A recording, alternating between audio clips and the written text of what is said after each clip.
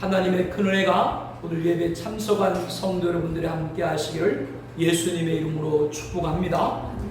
모세는 하나님의 명을 받들어서 바로에게 이스라엘을 내보내라 라고 전했습니다. 그러나 바로는 이를 거부했고요, 더욱더 가중된 노역으로 이스라엘은 고통을 받게 됐고, 이로 인해서 이스라엘 여러분들은 모세에게 하나님의 벌을 받으라며 저주를 쏟아 부었습니다. 모세는 기도했습니다. 바로의 완악함은 하나님의 강한 손을 보이기 위함이라고 하나님은 말씀을 하셨죠. 그러시면서 나의 이름을 여호와로는 그들에게 알리지 아니하였고 라고 하였습니다. 여호와는 하나님의 이름입니다. 출애굽기 3장에서 떨기나무 가운데로부터 나오는 불꽃 안에서 나타나신 하나님께 모세가 이스라엘이 내게 묻기를 하나님의 이름이 무엇이냐 물으면 무엇이라고 말하리까 라고 여쭙자, 하나님이 나는 스스로 있는 자니라, 스스로 있는 자가 나를 너에게 보내셨다 하라 라고 말씀을 하셨죠. 하나님의 이름 여호와의 뜻은 스스로 있는 자입니다. 나는 나다. I am who I am. 스스로 있는 자는 절대자라고 하는 뜻입니다. 하나님이 하고자 하시면 그대로 되는 것이고, 하나님이 원하지 않으면 누구도 이룰 수가 없습니다. 이것이 스스로 있는 자 여호와라는 하나님의 이름의 뜻이죠. 하나님의 영원하심, 자존하심, 유일하심을 나타내는 고유한 성호고 영광스러운 신명입니다. 그런데 하나님이 모세에게 나는 여호와니라 라고 하시면서 내가 아브라함과 이삭과 야곱에게 전능의 하나님으로 나타났으나 나의 이름을 여호와로는 그들에게 알리지 아니하였다라고 하였습니다.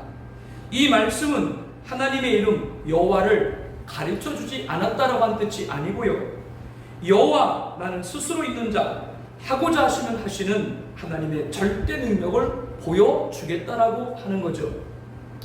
오늘 본문 4절부터 우리 말씀 8절까지 한 번 더 함께 읽겠습니다.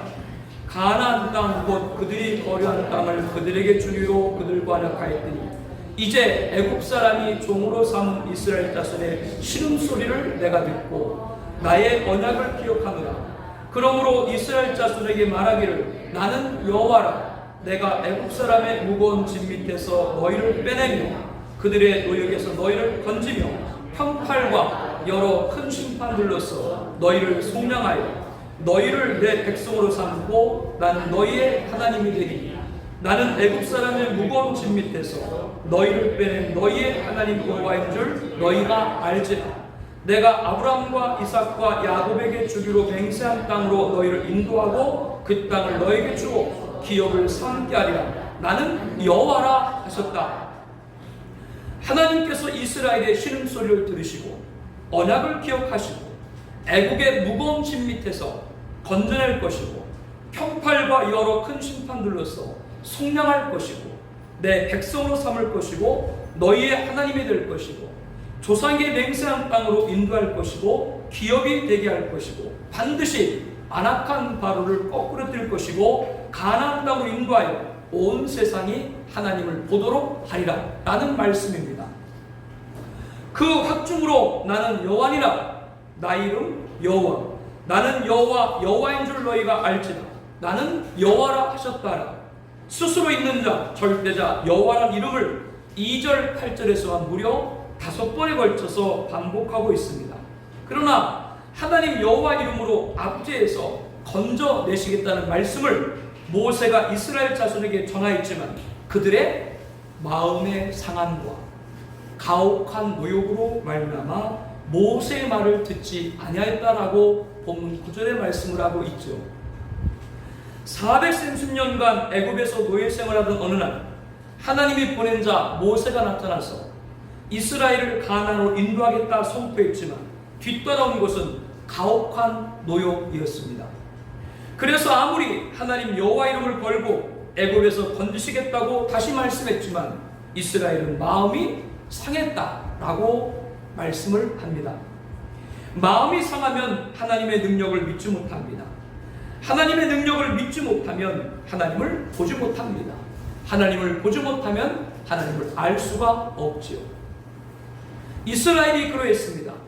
그들이 마음이 상한 이유는 이김이 아니라 매임이기 때문입니다. 하나님 말씀처럼 이스라엘은 이긴 것이 아니라 바로의 가혹한 노역으로 매이게 되었습니다. 이로 인해서 마음이 상한 것이죠. 예수를 믿으면 세상을 이기게 되는데 어찌된 일인지 세상에 점점점 매여만 가는 것 같습니다. 이스라엘의 눈에 하나님보다 바로가 큰 것 같이 보인 것처럼 교회보다 세상이 커 보일 때가 있습니다. 그래서 성도들 가운데 마음이 상한 분들이 계시죠. 우리같이 생각해 보기를 바랍니다. 우리가 교회에서 받은 마음의 상함이 맞나요? 세상에서 받은 마음의 상함이 맞나요? 세상에서 거짓에 속기도 하고 물질의 손실도 있고 배신의 아픔도 있고 공경에 처하기도 하고 누명에 빠지기도 했습니다. 물론 교회에서도 거짓에 속기도 하고 물질의 손실도 있고 배신의 아픔도 있고 공경에 처하기도 하고 누명에 빠지기도 했었습니다. 그런데 세상과 교회에서 똑같이 당한 마음의 상함이라도 세상에서 당한 마음의 상함보다 교회에서 당한 마음의 상함이 오랫동안 지워지지 않는 것은 교회는 그런 것이 아니다라고 생각을 하고 있기 때문이죠. 지금 저는 여러분에게 하나님이 건지시겠다 하셨는데 이스라엘은 이긴 것이 아니라 가혹한 노역으로 바로에게 매인 것을 적용하여 말씀을 드리고 있는 겁니다. 예수를 믿으면 세상을 이기게 되는데 세상에 점점점 매여가는 것만 같다라고 하는 거죠. 그래서 마음이 상합니다. 사실 세상에 살아가면서 마음 상하는 일이 있었는데요. 우리는 교회에서 신앙하면서 마음 상한 일은 잊지를 못합니다. 그 이유가 무엇이라고 말씀드렸습니까? 교회는 마음을 상하게 하는 것이 아니라고 하는 기대가 무너졌기 때문이죠. 하나님이 건지시겠다고 하는 기대가 무너진 이스라엘처럼 말입니다.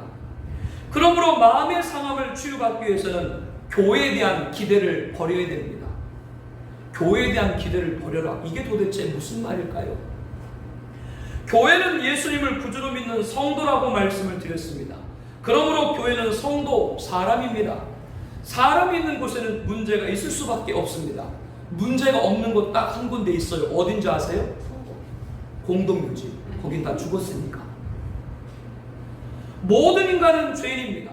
구원받았어도 죄성이 남아 있습니다. 아담이요 모든 인간은 악의 유혹에 빠질 수 있는 연약한 존재인 것이죠. 우리가 섬기는 교회는 완전한 천상의 교회가 아니고 불완전한 지상의 교회입니다. 그러면 교회를 믿지 말아야 되나요? 교회를 다니지 말아야 되나요? 교회를 비판해야 되나요? 그렇지 않습니다. 교회에서 부딪히는 마음의 상함이 있을 때 교회에 사람을 보지 말고 교회에 주님을 봐야 됩니다. 이것이 교회에 대한 기대를 거둬야 된다는 뜻이에요. 이스라엘은 모세의 등장 이후 더욱 고통을 받게 되자 마음이 상했습니다. 그들은 가혹한 노역을 보았습니다. 스스로 있는 자 절대 여호와의 능력을 보지 못한 거죠. 설사 이스라엘처럼 하나님의 약속이 이루어지지 아니하더라고 할지라도 여호와의 능력을 봐야 되지 가혹한 노역을 보아서는 안 됩니다. 이스라엘은 하나님이 정말 여호와 스스로 있는 자 절대자 능력이라면 지금 우리를 건지실 것으로 알았던 거죠. 그러나 가혹한 노역의 대가를 치르게 되자 마음이 상했습니다. 여기에서 신앙의 차이가 드러나는 겁니다. 신앙이 다르다는 것이 아니고요, 신앙의 차이가 있다라고 말씀을 드립니다. 예수를 믿으면 신앙은 다 똑같은 거죠. 그러나 그 신앙에 차이가 있습니다. 어느 순간에도 주님을 보는 성도가 있는가 하면 그렇지 못한 성도가 있는 것이죠. 이것이 신앙의 차이입니다. 우리가 섬기는 교회에서 사람을 통해서 마음이 상한다고 주님이 통치하시는 곳이라면 이럴 수 없다고 회의를 갖게 될 때가 있습니다. 그 순간에도 우리는 주님을 보아야 됩니다. 여기서 신앙의 차이가 있는 거예요. 그 믿음을 가진 분들이 오늘 예배에 오신 줄로 믿습니다. 여러분 다 시험 들었는 것 같잖아요. 교회 안에 사람의 드립으로 혼란을 겪을 때 주님이 통치하시는 교회라면 이런 일이 있을 수 있을까? 라고 하면서 이 교회는 주님이 통치하는 교회가 아니구나 단정에 빠질 수 있습니다. 그럴 때 모든 지킬 만한 것 중에 더욱 내 마음을 지키라. 생명의 근원이 이에서 납니다. 이 말씀을 기억하시기를 바랍니다. 모든 지킬 만한 것 중에 더욱 내 마음을 지키라. 마음이 상하지 않을 수가 없어요. 그러나 마음을 지켜야 됩니다. 바로 마음이 상하는 중에도 주님을 보는 겁니다. 문제에서 건진받지 못하더라도 주님을 봐야 한다라고 하는 거죠. 이사야 63장 1절에서 말씀 61장 1절에서 3절 말씀까지 우리 합독하겠습니다.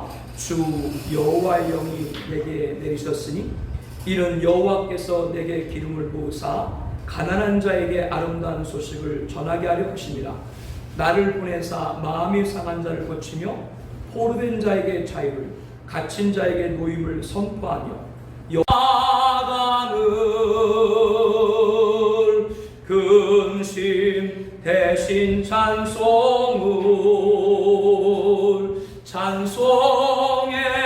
옷을 주셨네. 교회에서는 마음 상하는 일이 절대 없습니다. 그런 비신앙적인 말에 마음을 빼앗기지 말고 교회에서 사람을 통해 마음의 상함이 있더라도 주님의 통치하심을 의심하지 말고 그 마음의 상함을 고치실 분은 주님밖에 없음을 인정하고 주님을 바라볼 수 있기를 다시 한번 축복합니다. 오늘 말씀의 첫 번째 가르침입니다. 신앙의 고매함입니다. 고매한 인격이 하루아침에 이루어지는 것이 아니듯이 신앙의 고매함도 하루아침에 이루어지지 않습니다. 많은 시간이 필요합니다. 소중한 것일수록 오랜 시간이 걸려요. 하나님이 이스라엘을 지금 바로 건드시지 않고 가혹한 노역으로 마음이 상하게 하였나요? 아닙니다. 그 가운데도 스스로 있는 자 여호와를 바라보는 이스라엘의 신앙의 고매함을 위했던 것이죠. 교회에서 성도들이 문제를 왜 일으키는가? 이 교회는 주님이 통치하는 것이 아닌가? 아닙니다. 그 순간에도 주님을 바라보는 신앙의 고매함을 위함입니다. 마음이 상한 중에도 주님을 바라보는 신앙의 고매함을 축복합니다. 하나님은 이스라엘을 배분하라고 제차로 바로에게 전할 것을 모세에게 명합니다. 여호와께서 모세에게 말씀하여 10절 11절 말씀에 들어가서 애굽 왕 바로에게 말하여 이스라엘 자손 그 땅에서 내보내게 하라.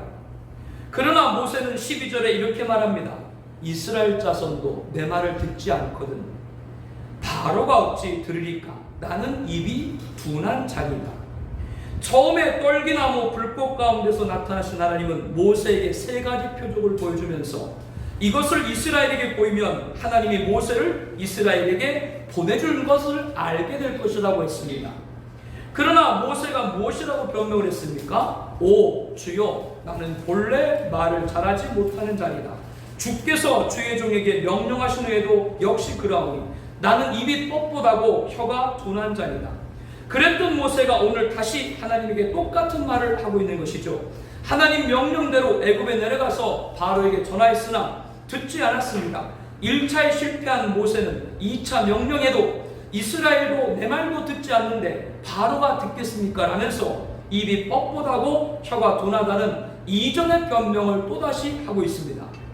예전에는 뭐라고 그랬어요? 오 주여, 보낼 만한 자를 보내소서. 오늘 본문에는 뭐라고 말씀을 했어요? 이스라엘 백성도 말을 안 듣는데 바로가 제 말을 듣겠습니까? 어쩌면 이렇게 말을 잘하는지요? 이게 입이 뻣뻣한 사람으로 보여요? 변명할 땐 말 잘해. 그렇다고 뭐 여러분들 자기 얘기하는 그렇게 생각하지 마시고. 그러나 하나님은 모세에게 3차 말씀을 하시죠. 오늘 본문 13절에 여호와께서 모세와 아론에게 말씀하사 그들로 이스라엘 자손과 애굽 왕 바로에게 명령을 전하고 이스라엘 자손을 애굽 땅으로 인도하여 내게 하시리라. 그러나 이렇게 3차 명령에도 모세는 30절에 이렇게 말합니다. 여호와 앞에서 아뢰되 나는 입이 둔한 자이오니 바로가 어찌 나의 말을 들으리까? 마치 리플레이처럼, 거역 리플레이처럼 반복을 하고 있습니다. 결국 모세의 이러한 변명은 자신이 바로에게 가보았자 그를 설득할 수는 언변이 없다라고 하는 거죠. 그러나 하나님은 이렇게 말씀합니다. 26절, 27절 말씀 함께 보겠습니다. 이스라엘 자손을 그들의 군대대로 애굽 땅에서 인도하라 하신 여호와의 명령을 받은 자는 이 아론과 모세요. 애굽 왕 바로에게 이스라엘 자손을 애굽에서 내보내고 말한 사람도 이 모세와 아론이었더라. 하나님이 이스라엘 인도하기 위해서 부른 사람이 누구예요? 모세이고, 하나님의 말씀을 바로 앞에 서서 선포하도록 명령을 받은 사람도 누구예요? 모세입니다. 입이 뻣뻣하고 혀가 둔하다 보낼 만한 자를 보내소서. 이스라엘 자손도 내 말을 듣지 않는데 하물며 바로가 내 말을 듣겠나이까? 아닙니다. 하나님이 부른 사람은 누구예요? 모세입니다. 콜링, 부름, 소명입니다. 지난주 말씀 가운데 육에 속한 사람과 영에 속한 사람에 대해서 함께 나눴죠. 육에 속한 사람들에게는 영적인 일, 예배를 드리고 말씀을 보고 기도를 하고 헌신과 봉사와 전도를 하는 일을 어리석게 보입니다. 그들은 영적인 일을 왜 하며 살아야 되는지 알 수도 없어요. 그러나 성도는 영적인 일이 하나님께서 은혜로 주신 것을 알아야 됩니다. 영적인 일은 사람의 지혜가 아니라 성령께서 가르친 것으로 영적인 분별을 가져야 됩니다. 그러므로 성도는 세상의 직업만 아니라 교회의 직분을 가졌다고 하는 걸 잊지 말아야 됩니다. 우리는 육의 일만 아니라 영의 일을 하는 사람이기 때문이죠. 둘 다 어느 것이 중요하냐? 세상의 직업이 중요하냐? 교회의 직분이 중요하냐? 그렇게 말할 수 없습니다. 육의 일에 영의 일을 빼앗기지 말라는 말이지, 육의 일이 직업이 하등하다라고 말하지 않습니다. 무슨 일을 하든지 마음을 다하여 죽게 하듯 하고 사람에게 하듯 하지 말라. 육의 일 또한 누구에게 죽게 하듯 하라고 하나님 우리들에게 말씀하고 있는 것이죠. 그러나 중요한 것은 우리는 육의 일만이 아니요 영의 일을 위해서 부름받았다고 하는 것을 잊지를 말아야 됩니다. 콜링, 부름, 소명. 모세와 같은 선지자만이 아니고 성도이면 모두가 부름받았습니다. 너희 목마른 자들아 물러나오라. 돈 없는 자도 오라. 아멘 안 하니까 돈 다 있는 거예요. 너희는 와서 사목대 돈 없이 값없이 와서 포도주와 젖을 사라. 성령과 신부가 말씀하실 오라 하시는도다. 듣는 자도 오라 할 것이요 목마른 자도 올 것이요 원하는 자는 값없이 생명수를 받으리라. 누구든지 오라. 주님의 부름이죠. 바리새인이며 사내들인 공회의원이요 유대인의 지도자, 오늘로 말하면 대학 교수고 판사고 정치인이었던 니고데모 같은 사람만 주님을 만난 것이 아니죠. 예수님이 너에게 남편이 5 있고 직업 있는 자도 내 남편이 아니다 라고 한 하루하루를 죽지 못해 살아가던 사마리아 수가성 여인도 주님은 만나셨습니다. 그너를 만나려고 일부러 유대를 떠나 사마리아에 도착하시려고 여인이 물 길러 오는 시간에 맞춰서 유대를 떠나 갈릴리 그 무더운 길을 빌땀 흘려가면서 찾아가셨습니다. 그녀를 만나고 그녀를 부르기 위함이죠. 이렇게 우리는 어떤 형편에 되었건 주님이 오라는 부르심의 구원을 받았습니다. 그러므로 사도 바울은 표대를 향하여 그리스도 예수 안에서 하나님의 위에서 부르신 부름의 상을 위하여 달려가노라 말씀을 합니다. 하나님이 우리를 부르셨을 때는 우리 각자에게 주시고자 하는 부름의 상이 있습니다. 그러므로 세상의 직업과 교회의 직분에서 5달란트, 2달란트 받은 종과 같이 충성을 해야 되죠. 5달란트 받은 자는 5달란트를 남겼고 2달란트 받은 자는 2달란트를 남겼습니다. 그러나 주인은 5달란트로 5달란트 남긴 종이나 2달란트로 2달란트를 남긴 종이나 똑같이 잘하였다 착하고 충성된 종아, 내가 적은 일에 충성하였음에 내가 많은 것을 내게 맡기리니 내 주인의 즐거움에 참여할지다, 이렇게 말씀을 했습니다. 그러나 1달란트 받은 종은 일하지 않았죠. 땅을 파고 그 주인의 돈을 감추어두었습니다. 그 이유는 주인이여 당신은 굳은 사람이라 심지 않은 데서 거두고 해치지 않은 데서 모으는 줄 내가 알았으므로 두려워하였다 라고 말했습니다. 그 뜻은 주인은 인색한 구두쇠라고 하는 거죠. 자기는 심지도 않고 거두기만 하고 뿌리지도 않고 모으기만 하는, 손가락 하나 까딱하지 않고 가만히 앉아서 돈을 버는 악덕업자라고 하는 겁니다. 그래서 나는 주인을 위해서 일하고 싶지 않아서 1달란트를 땅에 묻었다가 내놓았으니 본전이라도 받으십시오 라고 하는 것이 1달란트 받은 종의 얘기입니다. 이에 주인은 악하고 게으른 종아, 나는 심지 않는 데서 거두고 해치지 않는 데서 노는 줄 내가 알았느냐 라고 하면서 그러면 내가 마땅히 내 돈을 취리하는 자들에게 맡겼다가 내가 돌아와서 내 원금과 이자를 받게 했을 것이다 라고 하였죠. 종의 말대로 주인이 정말 악독 고리대금 업자였다면 한 달란트를 은행에 맡겨가지고 원금과 이자를 받았을 것이라고 하는 말입니다. 그리고는 한 달란트를 빼앗아 10달란트 가진 자에게 주라. 무릇 있는 자는 받아 풍족하게 되고 없는 자는 그 있는 것까지 빼앗기리라. 이 무익한 종을 바깥 어두운 데로 내쫓으라. 거기서 슬피 울며 이를 갈리라 라고 했습니다. 성도 여러분들, 지금 여러분에게 막히고 있는 것이 있어요? 그렇다면 한 번쯤은 내가 세상의 직업만이 아니라 교회 직분을 어떻게 하고 있는지를 잘 돌아봐야 됩니다. 배우자가 믿음이 없어요. 그런데 배우자가 믿음은 없는데 물질은 잘 벌어요. 그러면 믿음이 없지만 물질을 풍성하게 벌기 때문에 행복하던가요?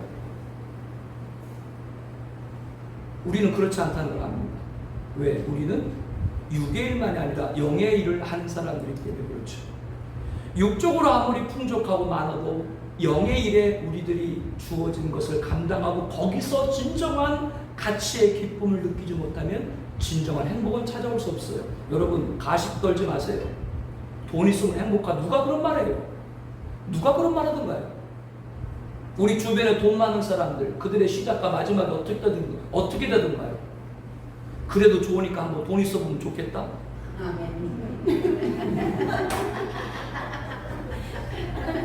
성도 여러분들, 지금 막히고 있는 것이 있습니까? 그렇다면 한 번쯤은 내가 세상의 직업만 아니라 교회 직분이 어떻게 하고 있나, 그리고 우리 가족, 우리가 사랑하는 기도하는 사람들이 지금 어디에 중심을 두고 있는가 깊이 기도를 해봐야 됩니다.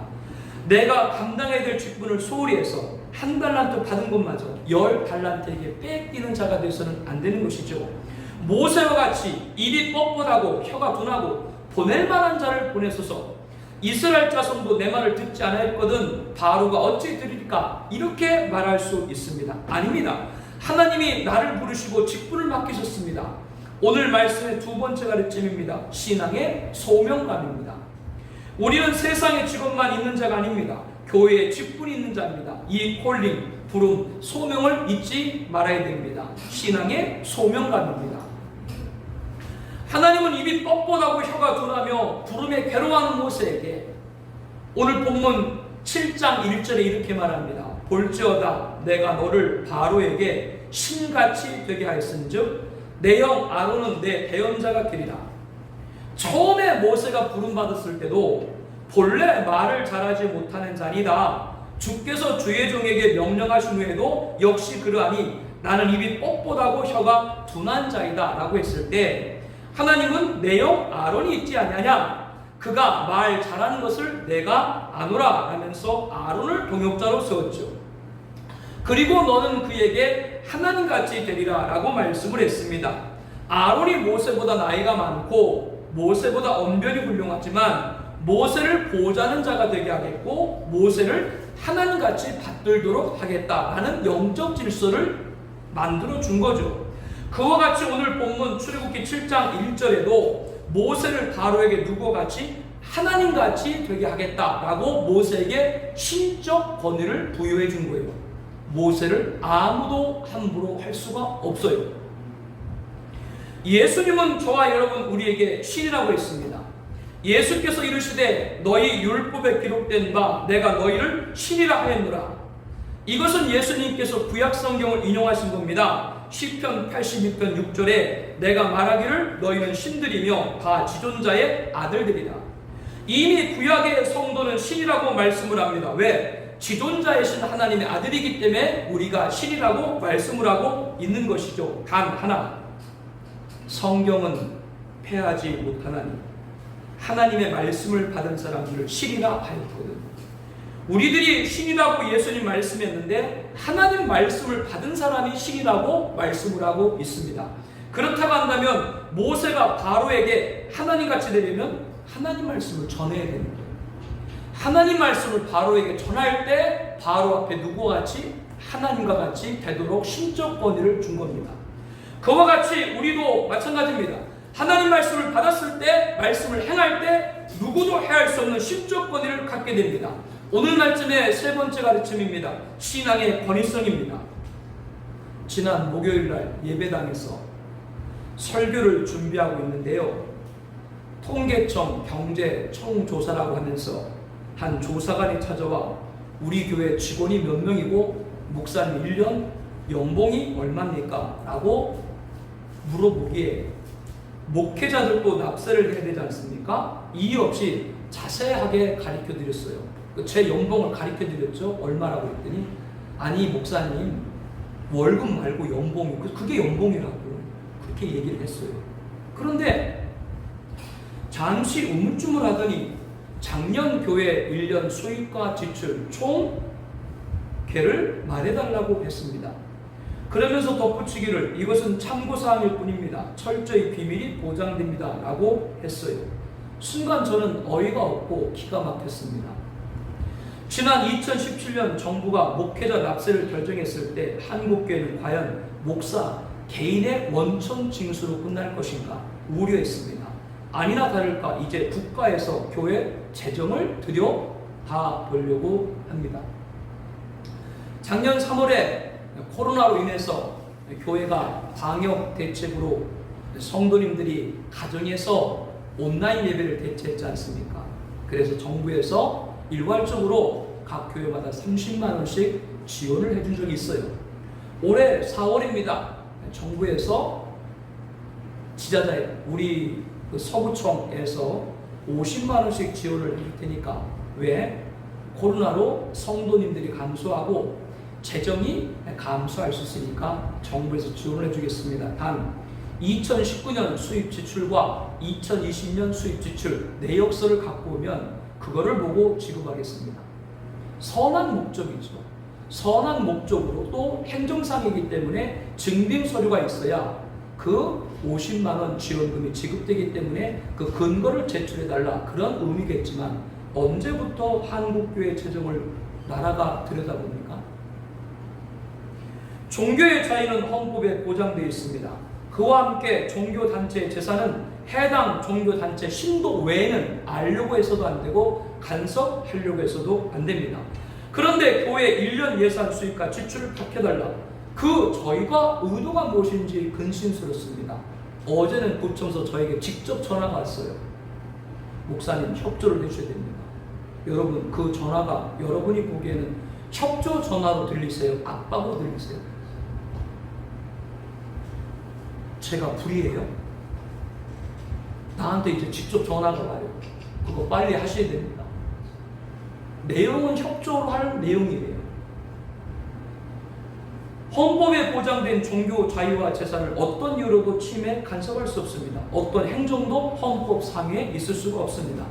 이러한 조치를 현 정권과 저는 연결하고 싶지 않습니다. 어떤 분은 정권이 잘못한다 라고 생각하는 그렇지 않습니다. 어떤 정권이 됐든 세상은 교회를 탄압해요. 테스 동생한테 물어봐요. 테스 동생이 누군지 모르세요? 소크라테스를 테스 형 부르는 그 사람이 테스 동생이겠지. 테스 형 세상에 살기가 왜 이렇게 어렵나요? 천국이 있던가요? 천국에 가보니까 살기는 좋던가요? 왜 그걸 테스 형한테 물어? 근데 테스 동생이 그런 말 하대요. 지난 역사 가운데 나라와 국민을 위해서 목숨을 바친 대통령과 왕들 한 명도 못 봤다. 테스 동생한테 물어보라고. 정권? 사람한테 기대해? 우리에게는 예수님밖에 없는 줄로 믿습니다. 지난 1년간 코로나 팬데믹으로 한국교회는 당국과 협조한다는 명분 아래 예배를 사실상 중단했습니다. 그러면 이제 정부 정책에 보조를 맞춰 교회 재정까지 보고를 하고 정부에서 파견된 세무관에게 감사를 받아야 됩니까? 제 말이 과장으로 들립니까? 하나를 양보하면 둘셋 열 몽땅 빼앗아 간다는 것을 알아야 됩니다. 우리가 지금 어떤 자세로 신앙생활을 해야 되는지 알게 하는 것이죠. 이때 우리가 할 수 있는 것은 하나님 말씀대로 나아가는 것뿐입니다. 그때 누구도 번져갈 수 없는 신적 권위를 우리에게 줄 줄로 믿습니다. 신앙의 권위를 갖지 못하면 이 폐악한 시대에 믿음을 지킬 수가 없습니다. 바로 애굽의 바로왕은 권력입니다. 우리는 권력 앞에서 신앙의 권위로 맞서야 됩니다. 그 신앙의 권위는 하나님 말씀에 나옵니다. 하나님 말씀에 예배를 포기하지 말라면 예배를 포기하지 말아야 되죠. 근데 예배 포기했죠. 예배 포기하니까 이제는 어떻게 해요? 너희들 살림까지 다 내놔라. 왜? 이거는 나라 잘못이 아니에요. 정권 잘못이 아니에요. 한국교회가 먼저 말씀대로 하지 않고 예배를 드리지 않으니까, 말씀을 떠나니까 이제 니네 살림까지 다 내놔. 이건 누구 잘못 아닙니다. 우리 잘못입니다. 지난 1년을 돌아보면서 한국교회 과연 충분히 기도하면서 예배를 대체하는가 우리 생각해 봐야 됩니다. 그리고 1년을 돌아볼 때 과연 그렇게까지 해가면서 예배를 대체해야 될 이유가 있었는가. 지난 1년 돌아볼 때 우리 그런 생각 다 들죠. 넘어간 거예요. 그냥 코로나 팬데믹을 프레임에 넘어간 거예요. 아, 예배 잠시 중단하자. 예배는 또 드려도 되는데, 이런 식으로 하나하나 말씀을 떠나가니까 세상에서 이제 하나하나 목을 조여옵니다. 누구 잘못 아닙니다. 한국교회 잘못입니다. 우리의 잘못입니다. 그러므로 저와 여러분들 이때 할 수 있는 것은 말씀으로 돌아가는 것밖에 없어요. 하나님 말씀을 잃어버리면 교회 옷을 벗겨서 비를 찾고자 합니다. 여러분, 세상의 논리에 넘어가면 안 됩니다. 세상 외부의 시각으로 교회 내부를 봐서는 안 돼요. 교회는 영적인 일을 하는 것입니다. 그러므로 세상의 질서를 무시하는 것이 아니라 세상의 질서를 초월할 수 있는 것이 교회예요. 왜? 영적인 일이기 때문에 그렇습니다. 반 국가적, 반 사회적, 반 전통적, 그렇게 되어서는 안 되지만, 그러나 교회의 고유 영역을 무시하고 그대로 세상의 질서를 대입하려고 하는 것은 너무나도 위험한 발상입니다. 돈 못 벌어서 나라 망하는 것이 아니고요, 말씀을 떠나면 나라가 망하는 거예요. 지난 역사 가운데 어느 나라가 망했던가, 수많은 제국들, 천하를 호령했던 제국의 황제들, 하나님의 한순간에 그들은 다 무너뜨렸습니다. 인류 역사는 흥망성쇠예요. 하나님 말씀 붙든 그곳에만 역사하는 줄로 믿습니다. 중요한 것은 우리입니다. 누구 탓하지 마세요. 하나님 말씀을 받아서 신적 권위를 부여받고, 여러분 가정도 마찬가지입니다. 여러분 가정에서 여러분이 권위? 뭘 받고 여러분 권위할 건데요? 요즘 애들이, 자녀들이 아빠라고 한다고 해서 아빠 말에 껌뻑 죽습니까? 아닙니다.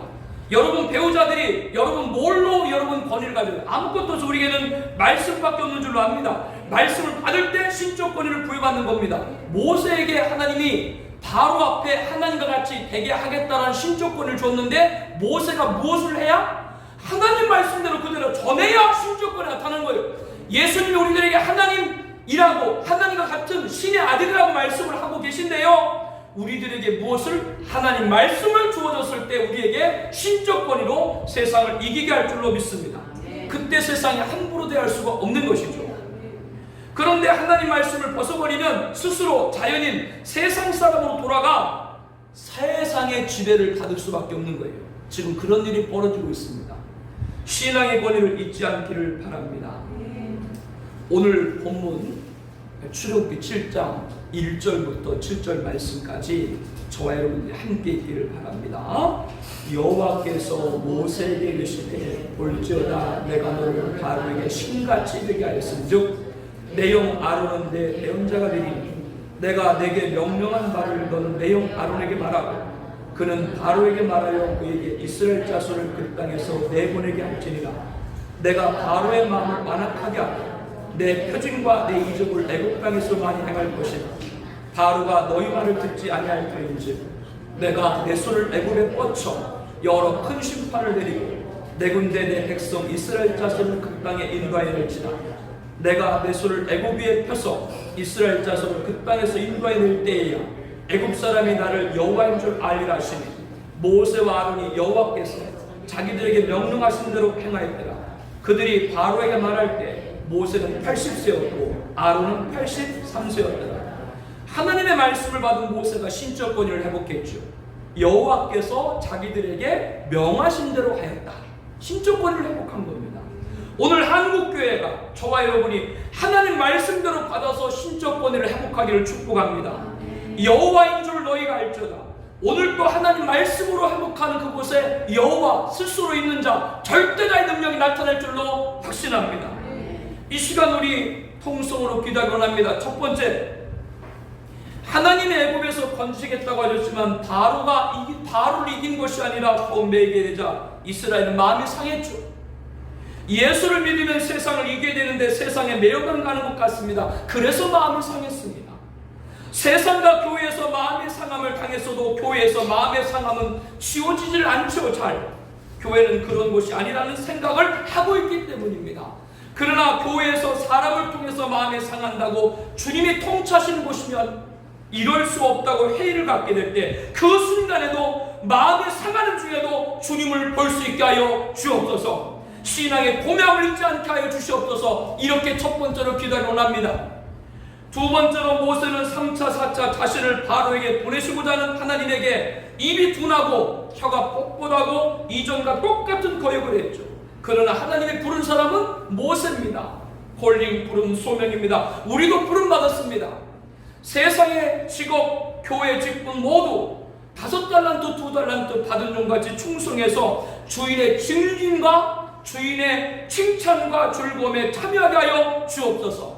1달란트 받은 자같이 빼앗기지 않게 하여 주시옵소서. 하나님 나를 부르신 신앙의 소명을 잊지 않게 하여 주시옵소서. 기도하기 원합니다.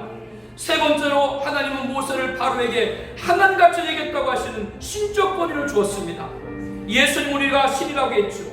모세가 바로에게 신이 되려면 하나님 말씀을 전해야 됩니다. 주님은 우리가 하나님 말씀할 때 누구도 해할 수 없는 신적 권위를 준 줄로 압니다. 예배를 대체하니까 교회 살림을 보여달라. 우리가 말씀을 떠나서 예배를 등한했기 때문에 오는 일들입니다. 그렇기 때문에 한국교회가 하나님 말씀대로 나아가서 신앙의 권위성을 회복할 수 있게 해주시옵소서. 이때 여호와 절대자 스스로 있는 능력이 나타날 줄로 믿습니다.